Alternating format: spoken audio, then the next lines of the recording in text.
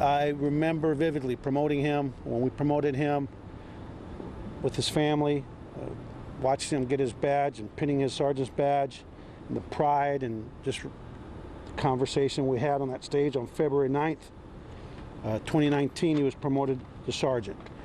Houston Police Chief Art Acevedo there recalling the moment he promoted Sergeant Brewster to sergeant 9 months ago. Christopher Brewster was killed in the line of duty in Houston's East End. He was responding to a domestic disturbance call around 5:45 yesterday. A woman told dispatchers her boyfriend was assaulting her and that he was armed. Brewster arrived minutes later. The couple had already left and were later found walking. That is when Brewster came under fire as he tried to get out of his patrol car to help that woman in a domestic violence situation. Brewster was 32 years old. He leaves behind a wife, parents, and a sister. The alleged shooter, 25-year-old Arturo Solis, waived his right to appear in court this morning. Court documents reveal Solis confessed to investigators that he indeed did shoot Sergeant Brewster. As you can see by the mugshots behind me, he has a lengthy criminal history, which includes an assault causing bodily injury. ABC 13 reporter Micah Hatfield was there as charges are read against Solis in court. Micah. Hey, good morning. 25-year-old Arturo Solis is said to have told investigators that Sergeant Christopher Brewster was not threatening, he didn't have his gun drawn, and he actually was waving his arms in the air when he shot him. According to the documents that were read in court today detailing what happened, the 25-year-old told police he shot Sergeant Brewster to avoid arrest. They say the officer was responding to a 911 call from Solis's girlfriend, who said he was assaulting her and had two guns. He was found at De Zavala Elementary School not long after firing one of his guns several times at the officer. He waived his right to appear before a judge today, but will appear in court tomorrow. Defendant acknowledged he was aware Sergeant Brewster was a police officer and confessed he shot him in order to avoid arrest. The defendant admitted he was in possession of two handguns when contacted by Sergeant Brewster. The defendant confessed he discarded the murder weapon near the shooting scene and surrendered the remaining handgun while being taken into custody. The defendant described Sergeant Brewster as non-threatening, did not have his weapon drawn, and was waving both hands when he shot him. I knew him, and I'm not surprised, A, that he was there, B, that he was leading, and C, that he was able to put out information so our people were able to capture the suspect. The entire situation is said to have been caught on Sergeant Brewster's body camera video. Solis is being held on no bond. In downtown, Micah Hatfield, ABC 13 Eyewitness News. Right now on ABC13.com, we've got a timeline for you breaking down how all of these events unfolded.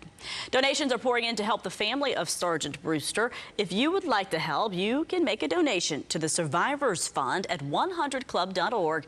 That's a nonprofit organization that provides financial support to loved ones of fallen officers and firefighters. We have a link posted on our website. New this morning, two Houston police officers are okay after being hit by a suspected drunk driver. Police say those officers were directing traffic about 2 this morning at Congress and Main Street in downtown Houston. The driver was going slowly, then hit the officers before going the wrong way down Congress, where officers then stopped him. The two officers who were hit got checked out by the fire department on scene. They had minor injuries. The driver was detained. Police say he did show signs of intoxication. It was a close call for two deputies working a scene on the North Freeway. A possible drunk driver hit their patrol cars. The deputies were on the freeway near FM 1960 around 10:30 last night, where a young man was trying to cross the freeway. He was hit and killed. Well, the sheriff's office says the driver stopped and showed no signs of impairment. That's when that alleged drunk driver who hit the two patrol cars was detained. No one was hurt. There was a violent and deadly crash on a Metro light rail line overnight. New video shows the car was almost ripped apart when the driver slammed into a Metro light pole on Aaron and Fulton. This happened about 4 this morning. The man driving was killed. A woman in the car went to the hospital with life-threatening injuries.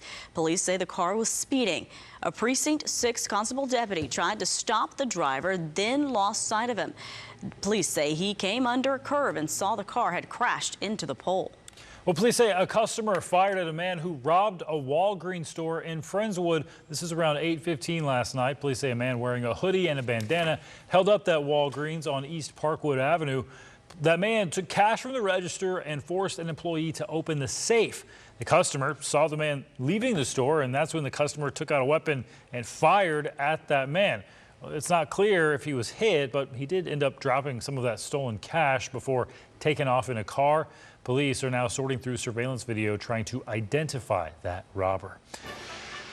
Well, it's your voice, your vote. Early voting for the runoff elections is close to wrapping up. Tuesday is the last day for early voting. Election day is then December 14th. You can head over to ABC13's.com to find out which races are in the runoff, along with that race for Houston's mayor.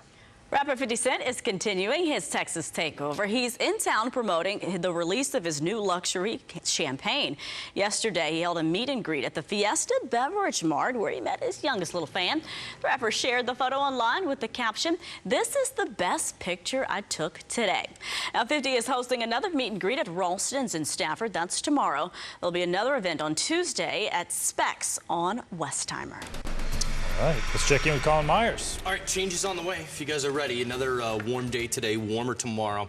Fog one more night tonight, and then that powerful cold front arrives on Monday night into Tuesday morning. By Tuesday morning, I think we'll deal with widespread showers, and then that front will clear us out, and we'll actually see colder temperatures dropping throughout the day. All right, looking out there now, fog has pretty much cleared for the most part. It's going to be a warm afternoon, the 70s tomorrow into the 80s, mix in humidity, pretty uncomfortable. Let's look at future track again. Rain starts across the state tomorrow, and then look, a wintry mix in North Texas towards West Texas. That won't include us, thank goodness. There is an outside shot late tomorrow afternoon, Tuesday afternoon rather, that if we're cold enough and that rain still continues to fall, perhaps a change of precip falls to our north. But again, I think it's pretty unlikely. Then we clear out and cool down even more. But first, a nice Sunday to round out your weekend. 70 degrees by noon, 76 at 3 o'clock, 66 then this evening. A little warmer and a little more humid. 76 down to 64, 81 near record high tomorrow, down to 57. Tuesday will start in the 50s. We'll end up at 46 in the afternoon, and then overnight down into the 30s. And then look at that Wednesday morning, 36 for a low. Wind chills could be in the 20s. And then we round out that with a nice finish to the week and a nice weekend for Saturday and Sunday coming up. We want to leave you with this sweet video from England. It shows the moment a baby's hearing aid is turned on for the first time. Should we say hello to everybody? Should we say hello?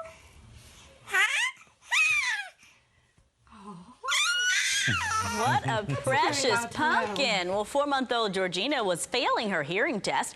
That is, until a few weeks ago, she was fitted for a new set of hearing aids and then got a new lease on life. The newborn's parents wanted to show the world and posted the video online so that others could share in their happiness. Another way you can stay connected to what's going on in your community is with our ABC 13 News app. Yeah, thanks for letting us be a part of your day. Check back for more updates.